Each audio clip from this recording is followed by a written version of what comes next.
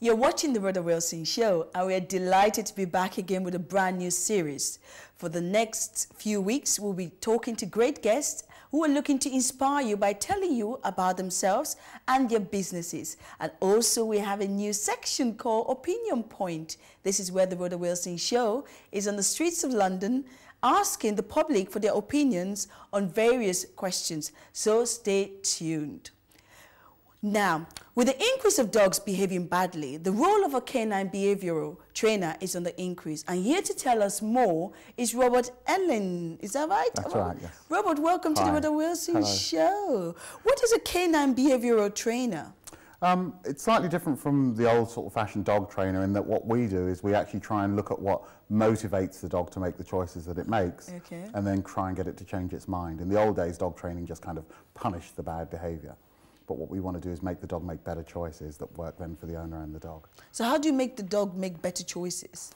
Well, usually what happens is, there's an old saying, there are no bad dogs, only bad owners. And often what's happening is the owner is allowing the dog to make very bad choices. So the dog, for example, wants to lie on the furniture. The owner doesn't necessarily want the dog on the furniture, but he seems so comfortable. And of course, a few months later now, the dog starts to be aggressive when they want to get on the furniture with him, because it's now his sofa. So what we do is try and teach him that actually he might be better off in his own space and give that space back to the owner. So it's all about looking what he thinks of as resources and trying to convince him that there are better ones if he does as he's told. But is there like a training and behavioral problem? Are they two separate issues? Because you said to train the dogs and the behavior of the dog. Yeah. I mean, aren't they the same? Well, mine did not the same really. I mean. Yeah, there's a kind of a bit of a grey area there where people are saying, is there a distinction between a dog trainer and a behaviourist? And I think there is. I think in the old days, to me, dog trainers just kind of made the dog do it. You didn't look at why the dog wanted to do it. And I think what behavioural problems tend to deal more with is the psychology of the dog. Yeah. I think a trainer just says sit, and the dog sits, whereas a behaviourist would say, okay, why don't you want to sit? And the dog says, well, I have a problem with that. And the behaviourist says, okay, well, let's try and change the problem so you're happier to do it. So if there is a distinction, I think it's more that the trainer just looks at the specific problem, the behaviourist tries to change the dog's mind. Robert, I mean, you're a black guy, obviously a canine behavioral trainer. It's not something you see, it's not, I suppose not a role most black people will go into. How did this all begin for you? I remember when I was at school, all my friends used to tease me because I was always very into animals and like nobody else was. Nobody in my family is. We don't know where it came from. But I always was just very interested in animals, and particularly in working with dogs. And so I kind of just maintained that, even though I got lots of criticism for it. And then when I was a child, my mother got rid of my dog when I was 12 on Christmas Eve. The RSPCA came and took my dog away, and it really broke my heart. So when I was 18, she allowed me to get a second dog, and I suppose I was so afraid that if it wasn't obedient, she would get rid of it. That I worked really hard to make it very well trained, and it kind of just evolved from there. I went to classes, got very good at that, started doing competition, did very well at that, started running my own classes, and it just kept kind of evolving until I ended up as a behavioural trainer myself. I mean, because your background, you did work as a senior animal welfare officer before. That's you actually, how was that like? You know? It was quite challenging. I was there for 16 years as the animal welfare officer for the Borough of Lewisham.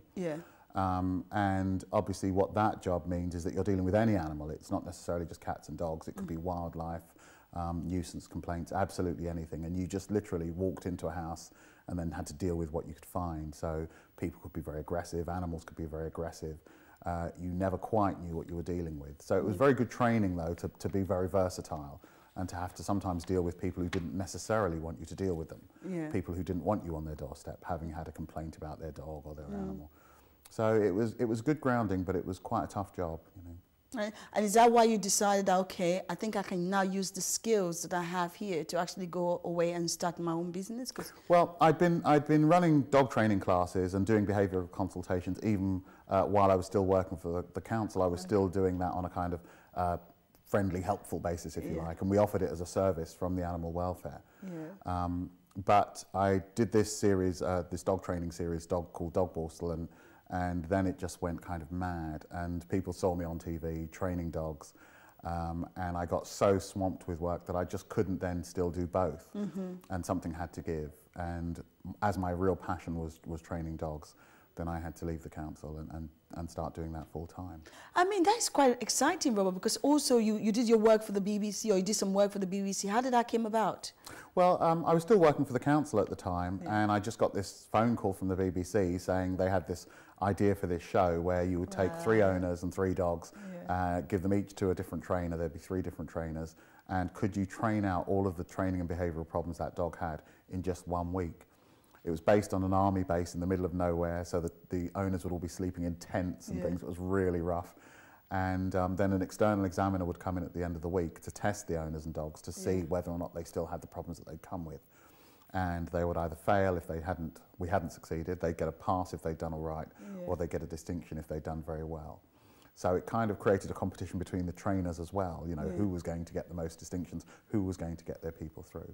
And I said yes, I thought it could be done, and yes, I would do it. And so the show was done. Well done. And how long did the series last for? I mean, I know it was done in a week, but was it shown like, was it 2 series, or was it just... Yeah, we actually did 4 series. The last one finished last year, and there was on average sort of 10 to 12 episodes per series. So it was quite a lot of work, and it would be 3 months of filming out of your year. So we'd have to go and stay out there for 3 months and do this day after day.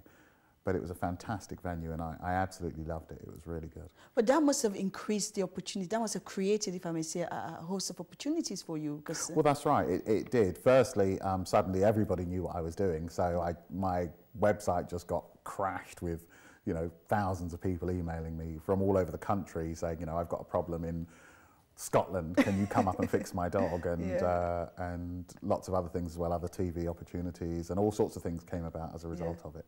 So, and how you... the Rhoda Wilson show. I know, it's the Rhoda Wilson show. That's how we got to know about you, because somebody said, oh, Rhoda, have you heard about Robert? I said, no, he did this show on the BBC. I thought, well, we have to have him. You know, this is Rhoda Wilson show on Ben TV. Definitely, we have to have somebody from the BBC. So, I mean, Robert, I always find that when opportunities come to you, you have to grab them, because you've got very limited windows to actually make the most of it. So how are you using these opportunities from the BBC? Well, as I say, there's a couple of other shows that I'd love to talk about that I'm not allowed to, because they're really, again, very groundbreaking shows that nobody has done before in such a way, moving slightly away from the dog training. But these are opportunities I probably wouldn't have had I not already done dog borstal. But I just think one of the things that I'm very proud of is that when I used to do competition obedience and things, my friends would always say if they wanted to find me, they just looked for a black person, because if they saw one, they knew it was me. There'd be 1,000 people at this show, and 999 of them would be white, you know. And so I was always very proud of the fact that what it showed was that I could do this too, that a black person could go out there and do this job just as well, and in fact better, because I was the best trainer. Oh, hello. So it went very well. So it opened up a lot of opportunities, but what I felt it also said was that, you know, there is, I think, a perception that, generally speaking, that black men particularly go out and get bull breeds and fight them. And that's all this portrayal is.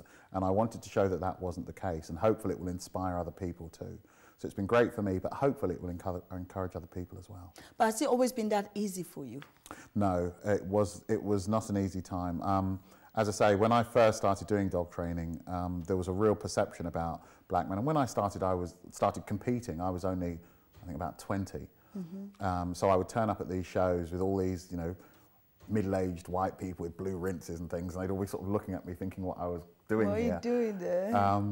And so I had to work a lot harder than perhaps other people, because I wasn't perceived as being very good. I would go into a ring that was empty, and as soon as I went in, suddenly there'd be a whole crowd around the ring because they wanted to see what this guy's dog could do. So I felt a pressure to be very good, which helped me. But I do think there is a kind of stereotype that made it a little more difficult. So I've had to. But could it be also because most black people don't keep dogs? They don't have dogs as pets, so therefore it makes it difficult to create the need for a black trainer, a canine trainer. Well, yeah, and that's a really interesting point. Generally speaking, certainly up until fairly recently, black people didn't really keep pets. If they did, usually it was to serve a purpose, you know, not as a friend, a companion, a lover, a friend, a child, and all these things that people often get animals for. Generally, if black people had an animal, it was for a reason. So certainly there wasn't that, but now what's happened in the last few years is it's become quite a fashion statement for young guys to have what we call status dogs, bull terriers and bull mastiffs and those sort of fighting breeds. But often what happens is they go out and they get them and they don't necessarily think about the reality of owning a dog. I was only talking to a very good friend of mine recently whose children went out unannounced and got a puppy. And he is furious because he knows his children, his two young girls, are not going to be responsible with this dog. They hadn't thought it through, who was going to clean up after it, who was going to get up in the morning to let it out, which is why Battersea Dogs Home, most of the rescue centres are full of bull breeds at the moment because kids are getting them and not for 1 second thinking about the reality of owning them. But there's a real fashion thing, you know, you've got to have the right trainers, you've got to wear the right clothes, and you have to have the right dog. Robert, we're just going to stop there because we're going to take a break. So don't go away because this is interesting. We're now going to take a break, so please do not go away.